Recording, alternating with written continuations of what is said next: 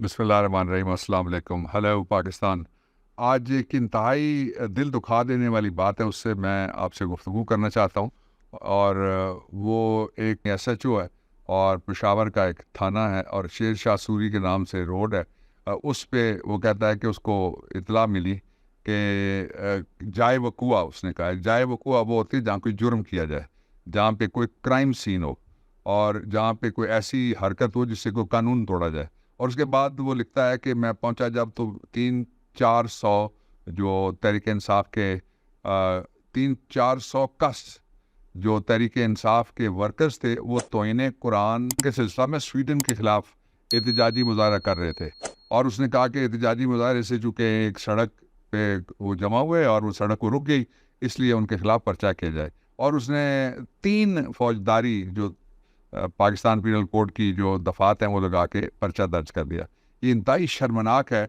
और हुर्मत कुरान मजीद रैली क्यों निकाली, इस पर भी अगर तहरीक इंसाफ के कारकुनों पर एफआईआर दर्ज की जाती है तो फिर क्या इस पे क्या तबसरा करेंगे आप? ये ज़रूर तबसरा कीजिए। और दूसरी बात यह है कि ये मुल्क कुरान के नाम, इस्लाम के नाम, रसूल करीम हज़रत मोहम्मद मुस्तफ़ा सल्लल्लाहु अलैहि वसल्लम की हुर्मत के नाम के ऊपर, और उसमें हुर्मत कुरान आप की ज़ात बाबरकत जो है वो कुरान नातिक, यानी जो आप बोले वो कुरान था, वो उसमें से जो कुछ था वो हदीस थी, कुछ था हदीस कुदसी थी। तो ये इसके ऊपर पाकिस्तान के अंदर अगर लोग खड़े होके स्वीडन के ख़िलाफ़ इसके बकौल उन्होंने किया है एहतजाज, तो पाकिस्तान का कौन सा कानून टूट गया? वो जिस मुल्क के अंदर ईद वाले दिन मुसलमानों की दिल आज़ारी हो, वहाँ मुस्लिम अक़लियत में हैं, ईद वाले दिन उनके सामने डेसेक्रेशन ऑफ कुरान, वो मैं लफ्ज़ ही नहीं इस्तेमाल करता कि जो बेरुमती के लिए वहाँ हरकत की गई है, तो इसके ऊपर पर्चा करना ये इस बात को ज़ाहिर करता है कि सिर्फ गेट इमरान में ये किस हद तक चले गए आगे। लेकिन लोग बाहर निकले हैं, लोग और बाहर निकलेंगे और लोग बाहर निकलते रहेंगे। और हुर्मत कुरान पर हमारी जान भी कुर्बान है और अल्लाह ताला के सामने इनको ज़रूर जवाबदेह होना पड़ेगा।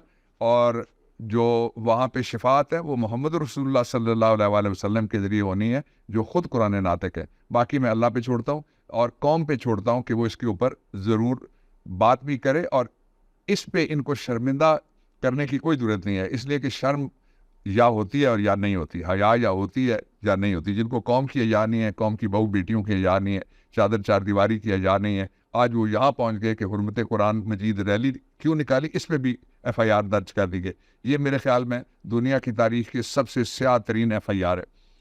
अब इसका एक दूसरा हिस्सा है जिसकी तरफ मैं आपको लेके चलना चाहता हूँ कि एक तरफ तो ये हो रहा है कि सारे सरकारी ज़राए, दूसरी तरफ ये है कि जो टॉप लाइन सिक्योरिटीज़ है उसकी तरफ से एक आपको मैं दिखा रहा हूँ कि उन्होंने कहा है कि डीजल है उसकी सेल्स जो है वो सिंक कर गई हैं, यानी डूब गया है उसका लेवल 20 ईयर्स में।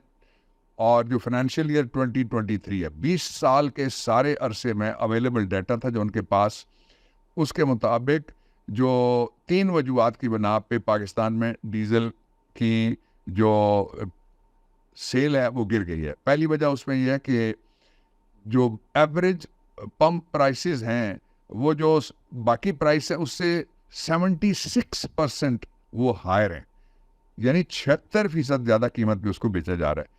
इसकी दूसरी वजह यह है कि जो स्मगल्ड प्रोडक्ट है जो आ रही है साथ के मुल्क से, आपने देखा है कि किस तरह हज़ारों नहीं बल्कि लाखों गाड़ियां रोज़ाना और वहाँ पे खोते और ऊंट और घोड़े और खच्चर जो भी इस्तेमाल होता है और लोग सर पे उठा के मोटरसाइकिल समेत वो कर रहे हैं।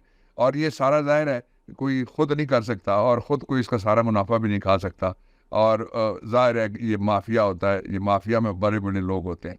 फिर तीसरी वजह जो है वो बहुत ज़बरदस्त है, वो ये है कि इकोनॉमिक स्लो डाउन हो गया है, सेल्स डिक्लाइन कर गए बाई 28% और रिकॉर्ड है जो 6.4 मिलियन टन्स जो है वो उसमें कमी आई है। यानी इकोनॉमिक पे यह चलेगा तो उसके लिए फिर लोग डीजल इस्तेमाल करेंगे। ये पाकिस्तान को यहाँ पे पहुँचा दिया गया है। मैं एक और बात की तरफ आपको ले जाना चाहता हूँ इसी तसलसल। 2 फैसले हुए हैं, एक सुप्रीम कोर्ट ऑफ पाकिस्तान ने फैसला किया जिसके ऊपर इमरान खान ने ट्वीट भी किए। उस फैसले की रूह से 4 बातें तय हो गई हैं और फिर मैं उसी के तनाज़ुर में एक आपको अपना تجزیاتی خبر سنانا چاہتا ہوں جو اس وقت تک اس کو چھپایا جا رہا ہے۔ پہلا یہ تھا کہ جو 9 مئی کا واقعہ ہے اس میں عمران خان کا کوئی ہاتھ نہیں ہے، اس لیے کہ عمران خان کا سٹیٹمنٹ آن ریکارڈ آ گیا سپریم کورٹ آف پاکستان میں، اور سپریم کورٹ آف پاکستان نے عمران خان کے اس سٹیٹمنٹ کو بلیو کیا ہے، ڈس بلیو نہیں کیا۔ دوسری جو بات آ گئی ہے سامنے وہ بڑی امپورٹنٹ ہے،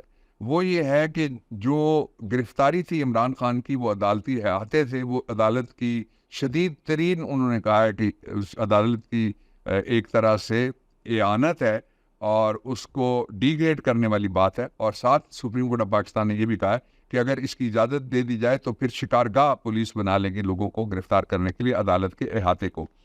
تیسری جو بات کی گئی ہے اس سے یہ ثابت ہو گیا ہے کہ یہ جو کچھ الزام پاکستان تحریک انصاف کے خلاف لگایا جا رہا ہے وہ الزام سرے سے ہی غلط ہے اور اس کی کوئی بنیاد نہیں ہے، اور اس کے ساتھ ہی یہ بات بھی ثابت ہو گئی ہے کہ اس پہ جو عمران خان بار بار مطالبہ کرتے ہیں کہ ایک بڑے پیمانے پہ پروب کی جائے، ایک تحقیق کی جائے اور ایک تفتیش کی جائے کہ یہ کون لوگ تھے جنہوں نے یہ سارا کچھ کیا اور کروانے والا کون تھا، اور خفیہ ہینڈ اگر کوئی ہے تو اس کو بھی بے نقاب کرنا چاہیے۔ اور یہ جائز بات ہے، ہر مقدمے میں جی آئی ٹی بنتی ہے، ہر مقدمے میں کمیشن بنتا ہے۔ یہ مقدمہ جس میں ان لوگوں پہ ٹرائل کیا جا رہا ہے جو سویلینز ہیں، اور وہ فوجی ٹرائل اگر کرنے کی تجویز ہے سرکار کی جانب سے، تو یہ بڑی خطرناک بات ہوگی کہ پہلے تفتیش ہی کوئی نہ کی جائے اور مدعی بھی ایک ہی ہو، جج بھی ایک ہی ہو، پروسیکیوٹر بھی ایک ہی ہو، ڈیفنس کرنے والا بھی ایک ہی ہو۔ اس کو دنیا ماننے کے لیے تیار نہیں ہے۔ اب میں آپ کو جو آخری بات ہے وہ بڑی امپورٹنٹ بات ہے، اور یہ ونڈیکیشن ہوئی ہے عمران خان کی، اور یہ عمران خان کا موقف جو ہے اس کو درست مانا گیا ہے۔ دوسرا ایک اور عدالت ہے جس میں سے سپریم کورٹ میں اپیل پینڈنگ ہے اور پرنسپل آف لسٹ پینڈنس ہے کہ جب بڑی عدالت کے پاس کوئی اپیل ہو تو نیچے کوئی فیصلہ نہیں کر سکتا۔ درمیان میں سے ایک فیصلہ آیا جس کو چیلنج کر دیا گیا تھا، ہائی کورٹ کے فیصلے کو چیلنج کیا گیا۔ اب ٹرائل کورٹ نے کہا نہیں جی نہیں، یہ جو اب سنے بغیر ہی ہم رائٹ آف 7 دن تھے اور 3 دن میں انہوں نے فیصلہ کر دیا۔ تو یہ جسٹس ہریڈ از جسٹس بریڈ، کہ یعنی انصاف کو دفنانا ہو اگر تو تیز رفتاری کی جائے۔ تو اس طرح کے فیصلے ہیں، ان کی کوئی حیثیت نہیں ہوتی، اور وہ supreme court of Pakistan hopefully اس کو انل کر دے گی اس فیصلے کو بھی۔ میں جو آپ کو امپورٹنٹ بات اگلی بتانا چاہ رہا تھا وہ بات یہ ہے کہ میں نے کل آپ کو بتایا کہ جو عمران خان کا گھر ہے زمان پارک والا، اس کے دروازے سے اندر آیا آئی ایم ایف اور ہوئی ہے گفتگو۔ بڑی تکلیف ہے لوگوں کو، اور وہ کہتے ہیں پتہ نہیں کس طرح وہ چلے گئے۔ ظاہر ہے آئی ایم ایف والے کوئی محلہ چیچو کی ملیہ میں نہیں رہتے کہ وہاں سے ان کو پتہ ہو لاہور کا رستہ اور زمان پارک کا کدھر ہے۔ سارے اداروں کی ظاہر ہے خبر گیری ہوگی، سارے اداروں کی ظاہر ہے کلیئرنس ہوگی، پھر ان کو سیکیورٹی کلیئرنس ہوگی، اور پھر ان کو جانے دیا گیا ہوگا۔ ان کو کوئی بلا کے انگلی سے لگا کے، وہ لائی لگ نہیں ہے، وہ بہت بڑا ادارہ ہے، اور ساری دنیا کے اندر جو معاشی بربادیوں کی جہاں داستانیں لکھی جاتی ہیں وہاں ان کا ایک طرح سے یا دوسری طرح سے رول ضرور ہوتا ہے۔